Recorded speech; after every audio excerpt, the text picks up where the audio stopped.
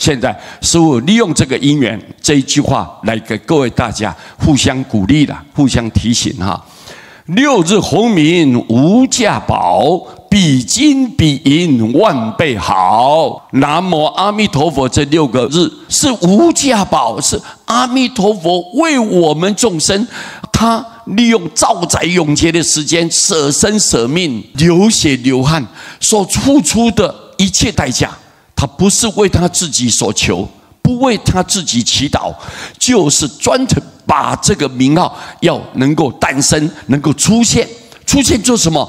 利用这个名号，让众生可以依靠，让众生可以安心，让众生可以有希望。你看，佛这么用心，而且要用最简单、最方便、最简易的、简单又容易的方法给众生来称念。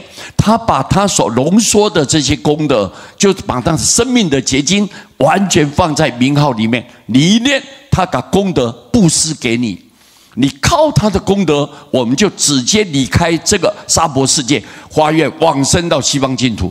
他一个都不会给你落掉，就是不会给你遗漏掉。他必须一定要救度念佛的众生，这是佛对众生的承诺。我们如果能够把这个6日洪名紧紧的抓住，好好的去称念，佛绝对让你未来充满着光明跟希望，一定让你幸福，很逍遥自在。所以各位，这6日洪名就是无价之宝，不是你世间拿什么东西来比较的，你没有办法啊，知道吗？你看，比金比银万倍好，为什么？比金子还好，比那个银也好，万倍以上的好。原因在哪里？这些东西是身外之物，你到时候你带不走的，你知道吗？你带不走，人生宛如一梦中啊。何必争取富贵翁？来时空也气也空，死后何曾在手中？哪样东西你能带走呢？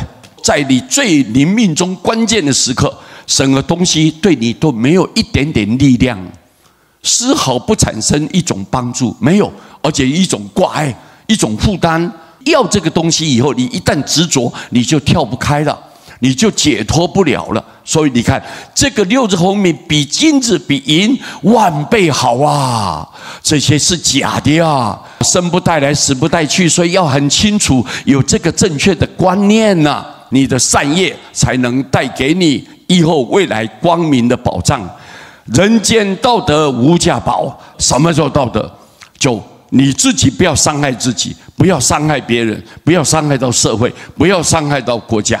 各位，我们必须要遵守做人的根本原则。这个道德就是你必须要遵守，对家庭你要负责任，对社会你要尽心尽力的奉献，这样发挥这个慈悲心、有爱心。各位，这叫做道德。在人世间你生活的这短暂的时间里面，如果你能遵守道德，每一个人都遵守道德，我不去侵害别人，我不去伤害别人，那么各位，这是无价之宝。这个人的品德高，人格高尚。各位，天龙八部护啊，所有的法界善神都来拥护这个人，你看不到，但是它是存在的。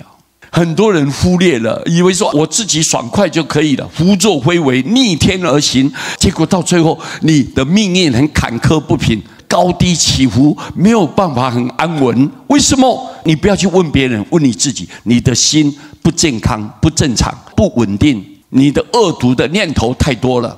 所以各位一定要注意，人间这个道德是无价之宝，比山比月万倍高啊！你看，比山，山是我们所看到的山，比山还更高的地方，还有万倍高嘞。